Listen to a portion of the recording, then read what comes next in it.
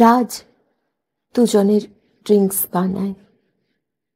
Music সিস্টেমটা on করতে গিয়ে কি মনে হয় অন না করে সোফায় বসে পড়ে। বড় লাইট নেভায়, সবুজ রাতবাতি জ্বালে। পাশের রুমে রূপান হালকা প্রসাধন সারে, আয়নার সামনে দাঁড়িয়ে নিজের নাইট ড্রেস খুলে গোটা দেহের দিকে একবার তাকায়। রাজ রঙিন অন্তর্বাস পছন্দ করে। লাল ব্রা ফেটে বেরিয়ে আসতে চাইছে। বক্ষ সৌন্দর্য, কাট কোমর, লাল প্যান্টি থেকে নেমে গেছে দীঘল সুঠাম দুটি পা। তলপেটের দিকে চোখ পড়তেই দৃষ্টি আটকে যায় ওর। শরীরে কেমন শিরশিরানি জাগে। ও ঘর থেকে রাজ চেঁচায়, क्या हुआ? इतनी देर करते हो क्यों?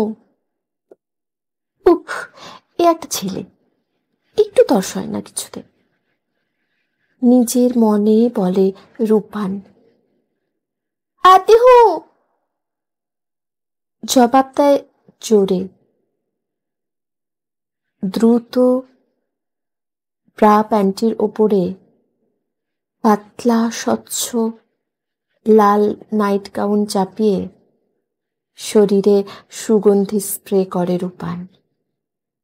মনে পড়ে রাজ বলে, एक बात याद रखना रूपन, a girl is not judged by her body but by her sensuality. মৃদু হাসে রূপান। দুষ্টু ছেলে, আজ বোঝাবো তোমাকে মজাটা। পাশের ঘরে ঢুকে ড্রিঙ্কসের গ্লাস তুলে সোফায় বসে রূপান। ততক্ষণে রাজের দু পেগ শেষ।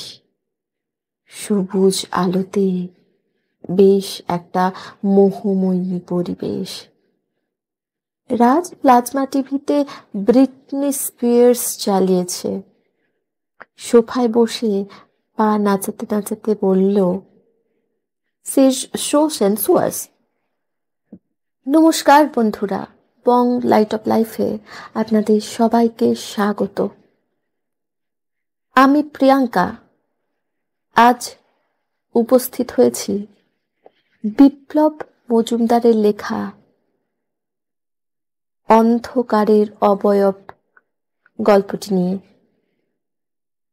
লিভ টুগেদার নিয়ে লেখা এই গল্পটি আশা করি আপনাদের মন জয় করে নেবে। গল্পটিতে যাওয়ার আগে আপনাদের কাছে আমার অনুরোধ, লাইক, কমেন্ট, শেয়ার এবং সাবস্ক্রাইব করে আমার পাশে থাকতে কিন্তু ভুলবেন না। শুনতে থাকুন আজকের গল্প অন্ধকারের অবয়ব। বলিস কি, বিয়ে হলো না তোর, অথচ বলছিস কাল থেকে তুই বরের বাড়ি থাকবি। নাতনির কথায় বিস্ময়ে কপালে চোখ ওঠে অশীতিপর বৃদ্ধা বিনোদবালার। এমন কথা কেউ শুনেছে কোনো কালে? জিনিসপত্র গোছগাছ করতে করতে রূপান জবাব দেয়, হ্যাঁ গো দিতু, হ্যাঁ, তোমাদের কালে না হলেও এখনকার কালে হচ্ছে। সে আদর করে দিদুর গালটা একটু টিপে দেয়, ফের ব্যস্ত হয়ে পড়ে ব্যাগ গোছাতে। বিনোদবালা খানিকক্ষণ হাঁ করে চেয়ে থাকেন, আপ্রাণ চেষ্টা করেন বোঝার নাতনি রূপানের কথার সত্যতা কতটা বা আদৌ সত্য কিনা। তারপর পায়ে বাতের মলম ডলতে ডলতে বলেন, কি যে বলিস দিদি ভাই, তোর কথার মাথা মুন্ডু বুঝি নে। বিয়ে হলো না, অথচ ওই ছেলেটা আর তুই বর বউ হয়ে গেলি।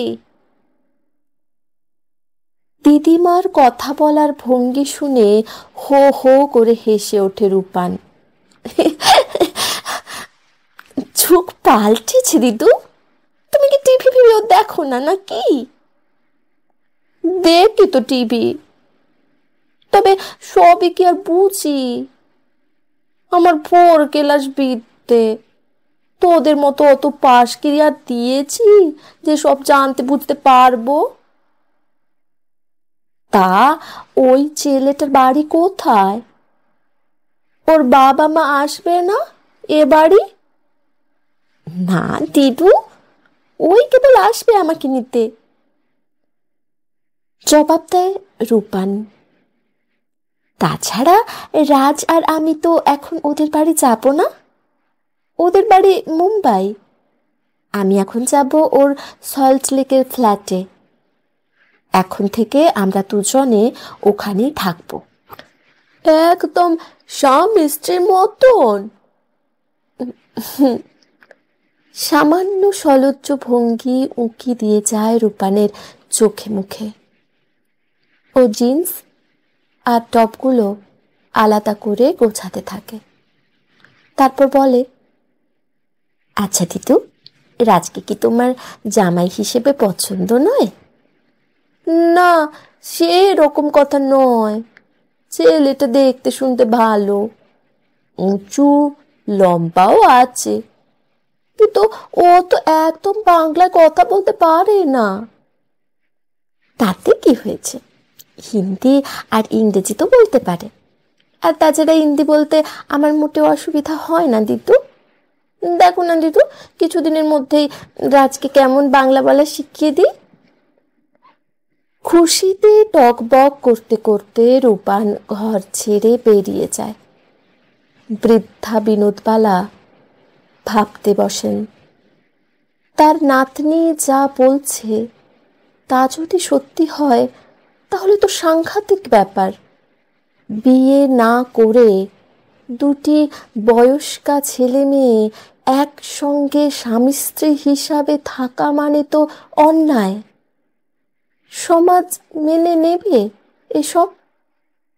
মোটেও মানবে না কেউ, বরং সবাই দুর্নাম দেবে। এমনিতেই নাতনির চাল বলন তার একদম পছন্দ হয় না। যখনই দেখো সঙ্গে একজন করে ছেলে, জিজ্ঞাসা করলে বলবে, ও আমার বন্ধু। কেন রে বাবা, ছেলেদের সঙ্গে তোর এত বন্ধুত্ব পাতাবার দরকার কি? মেয়েদের সঙ্গে মেয়েদের বন্ধুত্ব হয় না? বিনোদবালা এ নিয়ে বেশ কয়েকবার বকাবকি করেছেন নাতনিকে, কিন্তু তাতে কাজ হয়নি। বরং নাতনি হেসে জবাব দিয়েছে, কেন গো দিদু, ছেলে বলে কি মানুষ নয়? কি যে সব জটিল কথাবার্তা। বিনোদবালা খেই হারিয়ে ফেলেন আধুনিকা নাতনি রূপানের সঙ্গে কথা বলতে গিয়ে। না, মেয়েটা মনে হচ্ছে এবার একদম গোল্লায় যাবে। যাই, একবার খোকার সঙ্গে কথা বলে আসি। বৃদ্ধা পা টিপে টিপে তেতলা থেকে রেলিং ধরে ধীরে ধীরে নামতে থাকেন। ভারী শরীর, হাঁটুতে দীর্ঘদিনের রাতের ব্যথা। অমাবস্যা পূর্ণিমায় ব্যথা বাড়ে, তখন নড়াচড়া প্রায় বন্ধ। কোনো ওষুধেই বুঝি তেমন কাজ দেয় না। তখন তিনি ঈশ্বরকে ডাকেন, ঠাকুর, আর কেন, এবার তুলে নাও, তোমার শ্রীচরণে ঠাঁই দাও ঠাকুর। বিনোদবালার ছেলে অর্থাৎ সুশোভন চট্টোপাধ্যায় পেশায় অধ্যাপক। বন্ধু তার হাতে গোনা, মাত্র জনা তিনেক, তাও তাদের সঙ্গে নিয়মিত আড্ডা মারার সময় কিংবা ইচ্ছা তার বড় একটা হয় না। সঙ্গী বলতে বই, বই পড়তে অসম্ভব ভালোবাসেন তিনি।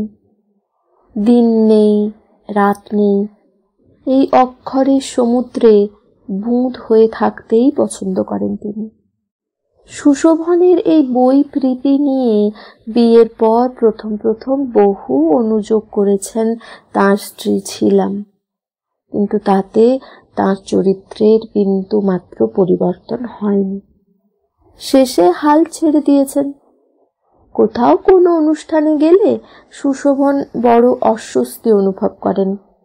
কারো সঙ্গে আগ বাড়িয়ে আলাপ করা দূরে থাক, কেউ যে আলাপ করতে এলেও বেশিক্ষণ তার সঙ্গে কথাবার্তা চালাতে পারেন না তিনি। বরাবরই কম কথা বলার মানুষ, অত্যন্ত ধীর স্থির এবং সমাহিত। অথচ তার স্ত্রী ছিলাম সম্পূর্ণ ভিন্ন প্রকৃতির। কনভেন্টে পড়া উচ্চশিক্ষিতা ধনী ঘরের কন্যা তিনি। খুব চটপটে, আত্মমর্যাদা সম্পন্ন, খুব মিশুকে এবং কথা বলেন বড্ড বেশি। নিজের পছন্দ অনুযায়ী বিয়ে করার পক্ষপাতী ছিলেন, কিন্তু বাবা মার মনেও দুঃখ দিতে চাননি। বাবার পছন্দের পাত্র সুশোভনকে স্বামী হিসেবে গ্রহণ করেছিলেন হাসি মুখে। তবে তার স্বপ্ন ছিল তার স্বামী হবেন একজন ঝলমলে প্রাণবন্ত পুরুষ এবং তাঁরই মতো হুল্লোড় প্রিয়। বিয়ের পরপরই রূপান চলে আসে, আর বছর দুয়েকের মধ্যেই ছিলাম সিদ্ধান্ত নেন যে তিনি এভাবে চার দেওয়ালের মধ্যে বসে বসে নিজের জীবন নষ্ট করবেন না।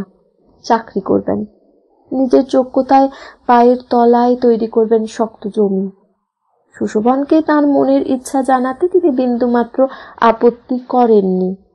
বস্তুত সেরকম প্রকৃতির মানুষই তিনি নন, বরং বলেন, সে তো খুব ভালো কথা, বাড়ির বাইরে বেরোলে, কাজের মধ্যে থাকলে তোমার মনটা ভালো থাকবে। আশ্চর্য! মাসখানেকের চেষ্টায় এক মাল্টি ন্যাশনাল কোম্পানিতে রিসেপশনিস্টের কাজও জুটিয়ে ফেলেন ছিলাম। আর তারপর থেকেই স্বামী স্ত্রীর দুজন দু মেরুর বাসিন্দা। কেউ কারো ব্যাপারে বেশি উৎসাহ প্রকাশ করেন না, পাছে তা ব্যক্তিগত গোপনতাকে আচমকা আঘাত করে ফেলে। বিনোদবালা ছেলের পড়ার ঘরে উঁকি মারেন, দেখেন যথারীতি টেবিলে পাহাড় প্রমাণ বইয়ের আড়ালে টেবিল ল্যাম্প জেলে নাকের ওপর হাই পাওয়ারের চশমা ঝুলিয়ে উজ্জ্বল কান্তি টাক মাথা সুশোভন বইয়ে মুখ গুজে রয়েছেন। নিচু স্বরে তিনি ডাক দেন, কোকা। মাকে পড়ার ঘরে দেখে সুশোভন দারুণ বিস্মিত হন।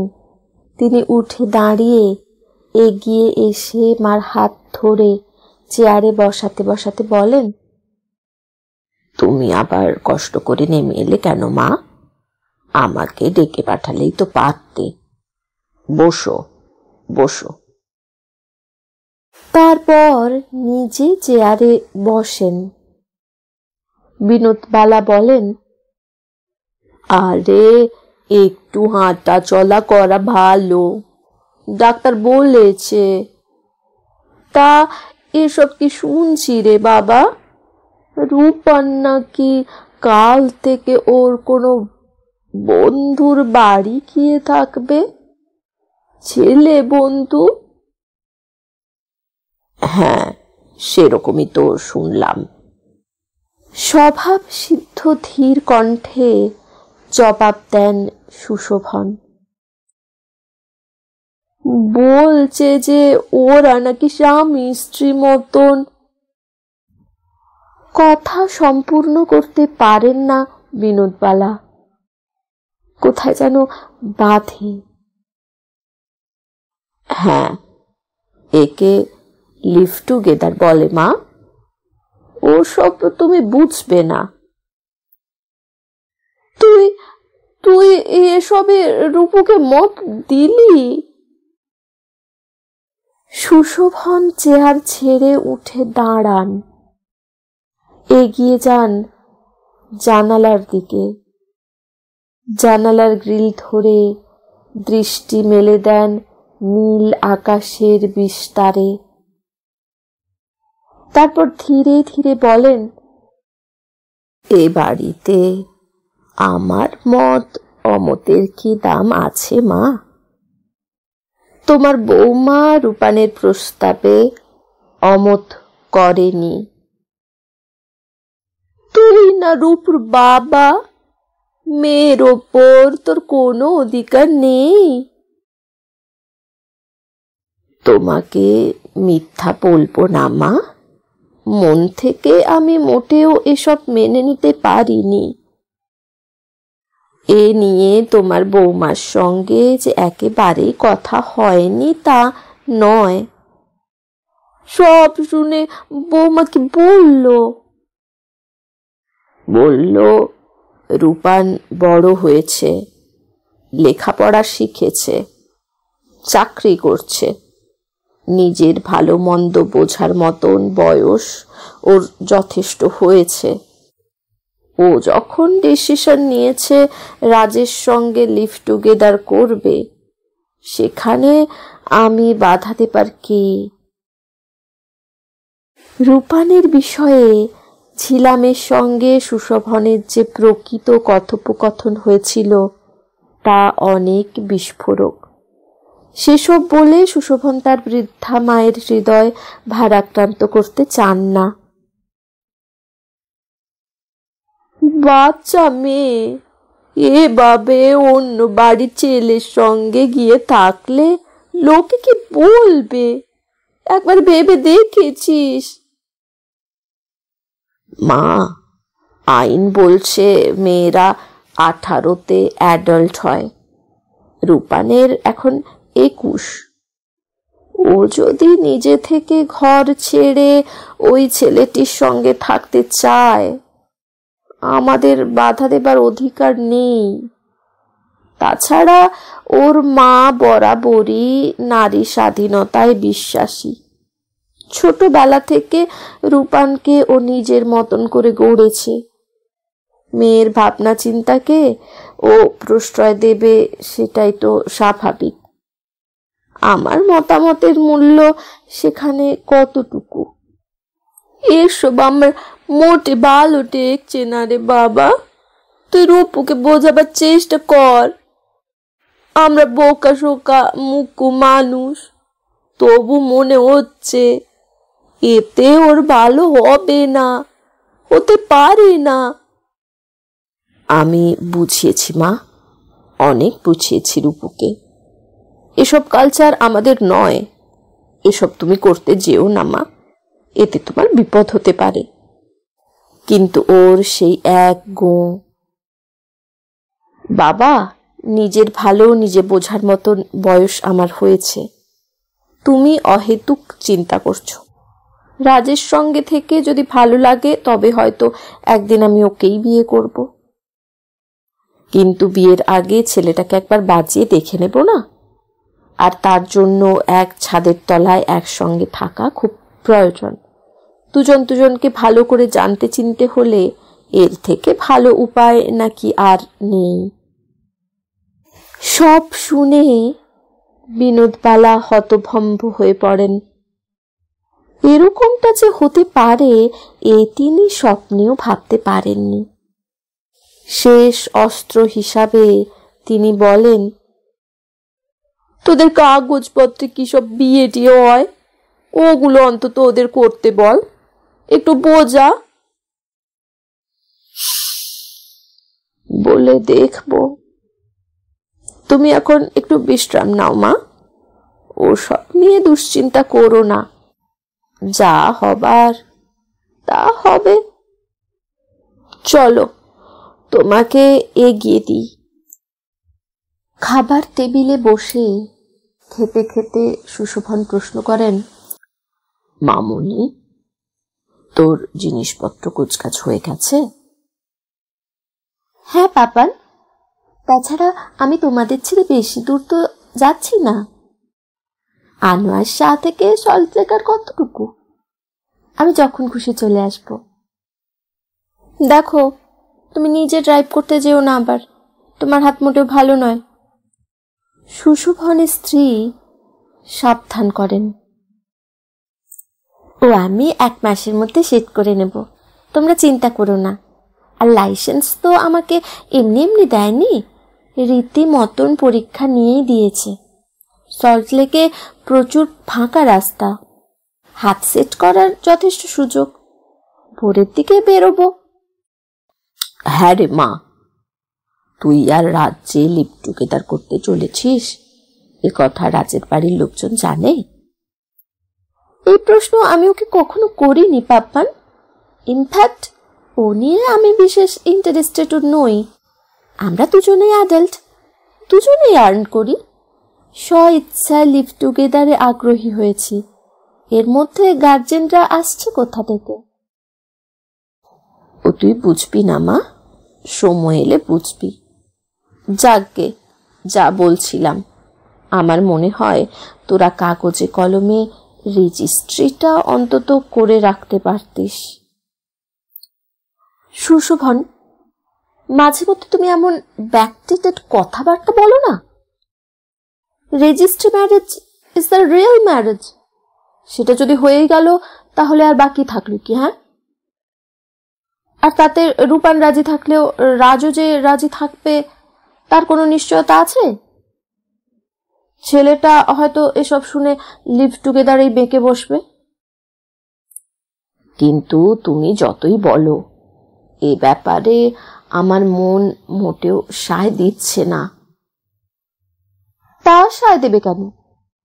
যা কিছু প্রোগ্রেসিভ, যা কিছু অ্যাডভান্সড, এসব কোনোদিন তোমার পছন্দ হয়েছে? যত সব সেকেলে ধ্যান ধারণা। সুশোভন কথা বাড়াতে চান না, তবু কেন কে জানে বলেন, একবার ভেবে দেখতে পারতে তোমরা দুজনেই। ব্যাপারটা তুমি বরং আরো একবার ভেবে দেখার চেষ্টা করো। অমন ভালো ছেলে, সফটওয়্যার ইঞ্জিনিয়ার, 24 বছর বয়সেই ওর কোম্পানি ওকে বছরে 18 লাখ টাকা স্যালারি দিচ্ছে। একবার ওর ভবিষ্যৎটা ভাবো। ছেলেটাকে ঠিক মতো সাইজ করতে পারলে মেয়ে তোমার রানীর হালে থাকবে। আর ওর বাড়ির ব্যাকগ্রাউন্ড যা শুনেছি, তা যদি সত্যি হয়, উফ, আমি ভাবতে পারছি না। ওদের বাড়ি সম্পর্কে কি শুনেছ? ওরা ইনফ্যাক্ট মাল্টি মিলিয়নিয়ার, বিলিয়নিয়ার হওয়া অস্বাভাবিক নয়। শুনেছি ওদের 8-10টা ইন্ডাস্ট্রি আছে। কি রে মা, তুই কি এসব দেখে ছেলেটির সঙ্গে লিভ টুগেদারে যাচ্ছিস? পাপান, প্লিজ, তুমি অন্তত মায়ের ভিউজ নিও না। আমি আর রাজ দুজন দুজনকে পছন্দ করি, ব্যাস, এর বেশি কিছু না। Money does not play a vital role to me. In fact ওসব নিয়ে মায়ের মতো অত গভীর ভাবনা চিন্তাও আমি করিনি। এখনো পর্যন্ত যা দেখেছি, রাজ খুব কেয়ারিং, অন্তত আমার ব্যাপারে। আচ্ছা, একটু ভেবে বলতো, তোদের আলাপ ঠিক কতদিনের? মাটনের টুকরো মুখে পুরে চিবোতে চিবোতে রূপান সামান্য ভেবে বলে, তা 6 মাস হবে। এক ডিস্কো থেকে আলাপ ওর সঙ্গে। একজন মানুষকে চেনার পক্ষে 6 মাস সময় কি তোর যথেষ্ট বলে মনে হয়? তুমি কি বলো, ছিলাম? তুমি থামো তো।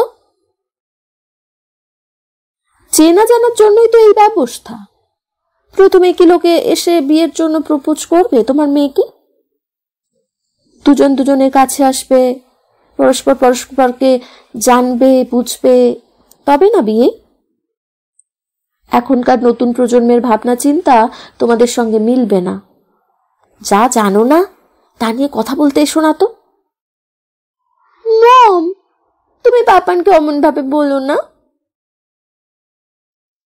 পাপান তো বলবে, because he loves me, that's why he is anxious about me.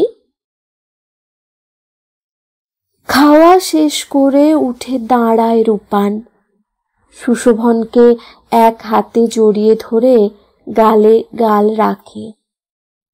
তারপর হেসে বলে,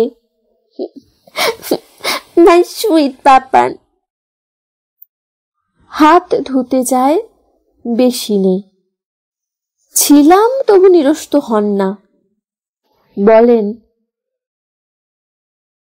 পাপান তোমাকে ভালোবাসি বুঝলাম, কিন্তু he must be practical also. আজকের জেনারেশন কি চাইছে, কি ভাবছে, he must know all this things. তাছাড়া যে কোনো বড় ব্যাপারে স্টেপ বাই স্টেপ এগোনো উচিত, সেটা অন্তত ওর জানা উচিত। তাহলে মেয়ের বিয়ের প্রথম পদক্ষেপ হিসেবে এটা তোমাদের সুচিন্তিত যৌথ প্রয়াস, তাই তো? খাওয়া শেষ করে উঠে দাঁড়ান Sushovan. Issue is simply disgusting. Hello রাত, তুমি কটায় ফ্রি হচ্ছ? এখন ঘড়িতে কিন্তু পাকা 6:40। 7:30 আগে নয়। तुम्हें एक खुशखबरी देना है मुझे। कहाँ खाना खाओगी बोलो? बहुत खुश लग रही हो आज। ব্যাপার কি? Surprise increment? এখন বলবো না, বলবো রাতে। তোমাকে 7:45 পিক আপ করবো অ্যাজ ইউজুয়াল। বাই। রূপান ভাবতে থাকে, কি এমন আনন্দের খবর দিতে চায় রাজ? গলায় তো খুশি উপচে উঠছে ওর। আজ আমারও বলার কিছু আছে, কিন্তু বলবো কিভাবে? তাছাড়া বিষয়টা ও কিভাবে নেবে তাও ভাবার ব্যাপার। গত কয়েক মাস রূপান আর রাজ আক্ষরিক অর্থেই কেবল উড়েছে। আজ এর বাড়ি পার্টি তো কাল ওর, আজ বেড়াতে যাচ্ছে তো কাল ডিস্কো, আজ এ ক্লাব তো কাল ও ক্লাব। শপিং শপিং আর শপিং। রাজের এক অভ্যাস হলো লেট নাইট অবধি ক্লাবে সময় কাটানো। অবশ্য প্রায় সব সময়ই রূপান ওর সঙ্গে থাকে।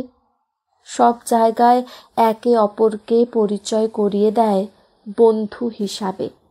ক্রমাগত বন্ধুর সংখ্যা বাড়ে, পরিচিতি বাড়ে, বন্ধুদের ফ্ল্যাটে ডেকে পার্টি থ্রো করতে হয়। সকালে দুজন একসঙ্গে ব্রেকফাস্ট সেরে গাড়ি নিয়ে বেরিয়ে পড়ে। রূপানকে ওর অফিসে ড্রপ করে রাজ গাড়ি নিয়ে চলে যায়। দুজনেরই অফিস সল্ট লেকে, ফলে খুব একটা অসুবিধা হয় না। কখনো কখনো রূপান রাজের অন্য গাড়িটা নিয়ে নিজেই ড্রাইভ করে অফিসে যায়। দুপুরে অফিসে লাঞ্চ, রাত্রে বাইরে খেয়ে একসঙ্গে বাড়ি ফেরে। দুজন তখন প্রায়ই মত্ত অবস্থায় থাকে। সামান্য ফ্রেশ হয়ে ঝাঁপ দেয় বিছানায়। এই একটা ব্যাপারে রাজ খুব রেগুলার এবং বেপরোয়া। বেশিরভাগ সময়ই ও স্বাভাবিকতাকে ক্রস করে যায়। রূপান এ ব্যাপারে ওকে প্রশ্ন করায় রাজ জবাব দিয়েছিল, कॉलेज में मेरा कंपलसरी एडिशनल था अप्लाइड बीएफ। রূপানও যে ব্যাপারটা এনজয় করে না তা নয়। মাঝে মধ্যে রূপান ভাবে, রাজ কি পারপাজ? মায়ের সঙ্গেও বিষয়টা নিয়ে রূপান আলোচনা করেছে একদিন। মায়ের জবাব, vanity is the spice of life my baby, enjoy yourself. যেভাবেই হোক ওকে তোমার মুঠোয় নাও। চেষ্টার কসুর করে না রূপান ওকে নানান স্বপ্ন দেখাবার। নিজের স্বভাবের বিরুদ্ধে গিয়ে ও সেবা যত্নে আগ্রহী হয়, যাতে রাজ বুঝতে পারে ও কতটা কেয়ারিং, ভবিষ্যতের জন্য সেভিংস কতটা জরুরি তা বারবার বোঝায়। কিন্তু রাজ ও সবে খুব একটা ইন্টারেস্টেড বলে মনে হয় না। ওর যাবতীয় ইন্টারেস্ট কেবল জীবন যৌবন উপভোগে। ক্লাব, বার, ডিস্কো থেকে ও ওর বেপরোয়া খরচাপাতির অভ্যাস দেখে, ওর কেরিয়ার এবং ফ্যামিলি সম্বন্ধে জেনে সোসাইটির অন্যান্য বাটারফ্লাইরা ওকে কবজা করার ধান্দায় লেগে পড়েছে। রূপান আর কত সামলাবে? ইদানিং নিতা পুরী নামে একটা মেয়ে তো রীতিমতো হাত ধুয়ে পেছনে পড়ে গেছে। ব্যাপারটা রাজও প্রশ্রয় দেয়। এ নিয়ে বেশ কয়েকবার কথা কাটাকাটি হয়েছে দুজনের মধ্যে। রূপান জানতে পেরেছে নিতা ওকে প্রায়ই ফোন করে। রূপানের মনে হয় ও হাঁপিয়ে উঠছে। এভাবে তার পক্ষে রাজকে আগলে রাখা অসম্ভব। ও যে ক্রমশ নানা দিক থেকে চাপের মধ্যে পড়ে যাচ্ছে সেটা অনুভব করতে পারে। আচমকা মোবাইলে রিং হয়। রূপান ঘড়ির দিকে তাকায়। 7:45। ও অফিসের কাজ আগেই সেরে রেখেছিল। ফোন আসতে সামনের কলিগ দু একজনকে বিদায় জানিয়ে বেরিয়ে পড়ে। গাড়ি নিয়ে রাজ অপেক্ষা করছিল। দরজা খুলে দিলে রূপান ওর পাশে এসে বসে। মিষ্টি হেসে রূপান রাজকে বলে, अब खुशखबरी सुनाओ। अभी नहीं, बाद में। पहले बोलो, कहाँ खाना खाओगी? अपना फ्लैट में। मतलब? হ্যাঁ, আজ আমরা বাইরে থেকে খাবার কিনে নিয়ে যাব। ঘরে তো ড্রিঙ্কস আছে, দুজনে ড্রিঙ্কস নেব, নাচবো, দারুণ এনজয় করব, সব করব, তবে আমাদের ফ্ল্যাটে, বাইরে কোথাও নয়। I promise you will like it. কি মনে হতে রাজ বলে, ওকে ওকে দেন, as you deserve. পরিকল্পনা মাফিক ওরা ভালো রেস্তোরাঁ থেকে বেশ কিছু খাবার দাবার কিনে নিজেদের ফ্ল্যাটে ফেরে।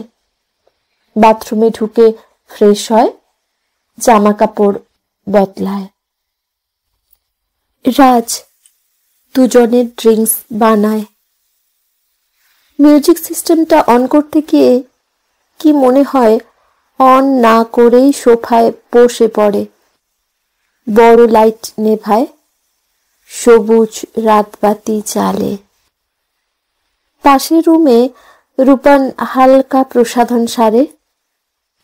আয়নার সামনে দাঁড়িয়ে নিজের নাইট ড্রেস খুলে গোটা দেহের দিকে একবার তাকায়। রাজ রঙিন অন্তর্বাস পছন্দ করে। লাল ব্রা ফেটে বেরিয়ে আসতে চাইছে। বক্ষ সৌন্দর্য, কার্ভড কোমর, লাল প্যান্টি থেকে নেমে গেছে দীঘল সুঠাম দুটি পা। তলপেটের দিকে চোখ পড়তেই দৃষ্টি আটকে যায় ওর। শরীরে কেমন শিরশিরানি জাগে। ও ঘর থেকে রাজ চেঁচায়, क्या हुआ? इतनी देर करती हो क्यों? উফ, পেট ছেলে, একটু তর্স হয় না কিছুতে। आते हो জবাব দেয় জোরে, দ্রুত। লাল রঙের নাইট গাউনটা পরে শরীরে সুগন্ধি স্প্রে করে রূপান। মনে পড়ে রাজ বলে, एक बात याद रखना रूपन, a girl is not judged by her body but by her sensuality. মৃদু হাসে রূপান, দুষ্টু ছেলে, আজ বোঝাবো তোমাকে মজাটা। পাশের ঘরে ঢুকে ড্রিঙ্কসের গ্লাস তুলে সোফায় বসে রূপান। ততক্ষণে রাজের 2 পেগ শেষ। সবুজ আলোতে বেশ একটা মোহময়ী পরিবেশ। রাজ প্লাজমা টিভিতে ব্রিটেনি স্পিয়ার্স চালিয়েছে। সোফায় বসে পা নাচাতে নাচাতে বলল, she is so sensuous, greater than Madonna. Of course, Madonna is too old now. কিন্তু এই সেদিনও তুমি ম্যাডোনার ফ্যান ছিলে। छोड़ो यार, come on, let us dance. বলে রাজ উঠে এসে হাত ধরে রূপানকে দাঁড় করায়। মিউজিকের সঙ্গে নিজস্ব ভঙ্গিতে ছন্দ মেলাতে চেষ্টা। খানিক নাচার পর হাঁপ ধরে। দ্রুত ড্রিঙ্কস নেয় ওরা গলা ভেজাতে। রূপান বলে, একটু দাঁড়াও, খাবার নিয়ে আসি। মাইক্রো ওভেনে ফ্রাইড আইটেমগুলো রাখা ছিল। সস প্লেটে ঢেলে ওগুলো নিয়ে আসে রূপান। এগিয়ে দেয় রাজের দিকে। রাজ এক টুকরো কাবাব মুখে পুরে ওর গাল টিপে আদর করে। Oh darling, you are so sweet. কি করে জানলে যে আমি সুইট? টেস্ট কিয়া না? অর্থপূর্ণ দৃষ্টিতে জবাব দেয় রাজ। রূপানের দ্বিতীয় পেগ শেষ হলে রাজ জোর করে ওকে টেনে নেয়। তবে এবারের মিউজিক সফট। নাচের তালে তালে ক্রমশ ঘনিষ্ঠ হয় ওরা।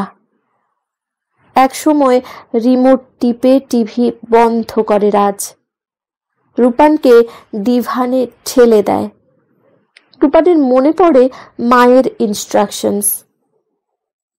রূপান, যা কিছু গুরুত্বপূর্ণ কথাবার্তা সব বিছানাতেই বলবে, কারণ তখন ছেলেদের মন নরম থাকে। রূপান বুঝতে পারে না এক্ষেত্রে কথাটা এক্ষুনি বলা ঠিক হবে কিনা, বললেও কিভাবে বলা উচিত। না, নাইট বাল্বটাও নিভিয়ে দেওয়া যাক। রাজ মৃদু প্রতিবাদ করতে যায়। নিজের ঠোঁট দিয়ে ওর ঠোঁট বন্ধ করে রূপান। একটা সময় শান্ত হয় শরীর। রূপান রাজের বুকের ওপর শুয়ে বলে, আজ তোমাকে আমার বলার কিছু ছিল, তবে আগে তোমার খুশির খবরটা বলো। রাজ ওর খোলা পিঠে हाथ बोलाते बोलाते बोले, मुझे प्रमोशन मिला, सीनियर एग्जीक्यूटिव बन गया मैं, my salary will be double, परसों मुंबई ज्वाइन करना है मुझे। चमके उठे बसे रूपान, तार माने आमी आमी की करबो? तुम नौकरी छोड़ दो, मेरे साथ चलो, otherwise you can stay here. আমি মাঝে মধ্যে আসবো, তুমিও যাবে ওখানে। রূপানের মুখে কথা সরে না, অন্ধকারে বসে থাকে পাথরের মতন। কি বলা উচিত ভেবে পায় না। রাজ বলে, মেরা तरक्की से तुम खुश नहीं हो? ঠিক তা নয়, তবে ভেবে পাচ্ছি না আমার চাকরি ছাড়াটা ঠিক হবে কিনা। ও কথা পরে ভাববে, এখন বলো তোমার কি বলার আছে আমাকে। রূপান চুপ করে থাকে। অন্ধকারেও কথাটা বলতে কোথায় যেন বাধো বাধো ঠেকে। রাজ ওকে ধাক্কা দেয়। क्या हुआ बताओ? राज राज आई एम कैरिंग। मतलब आर यू श्योर? या 100%. I thought you were smart. উত্তেজনা দমন করতে সিগারেট ঠোঁটে লাগায় রাজ। বাট রূপানের দিকে পিঠ রেখে বসে ঘন ঘন সিগারেট টানতে থাকে রাজ। একটু পরে ঠোঁটে সিগারেট চেপে কঠোর স্বরে বলে, then get it aborted. Raj, should I kill my child? Raj এবার দাঁতের দাঁত চেপে রূপানের দিকে ফিরে বলে, our first condition for live together was to avoid an issue. याद है? वकील के सामने हमने पेपर्स भी तैयार किए थे। But I am not alone responsible for it. You are talking like a girl of 18th century. You can't do this. রূপান ওর একটা হাত ধরে বলে। এক ঝটকায় রূপানের হাত সরিয়ে দেয় রাজ। সিগারেট হাতে উঠে যায় উত্তর না দিয়ে। খোলা দরজার উপর এক হাত তুলে সামান্য হেলান দিয়ে দাঁড়ায়। ওপাশে ব্যালকনি। সিগারেটে জোরে টান মেরে কেটে কেটে বলে, it's your problem baby, face it yourself. Tomorrow I shall be leaving Calcutta. রূপান কোনো কথা বলতে পারে না। কেমন যেন অসহায় বোধ করে সে। একা রূপান এক ঘর অন্ধকারে ডিভানে বসে, ব্যালকনির দরজার দিকে চেয়ে। দরজায় রাজের দেহ সিলুয়েটে হিমায়িত।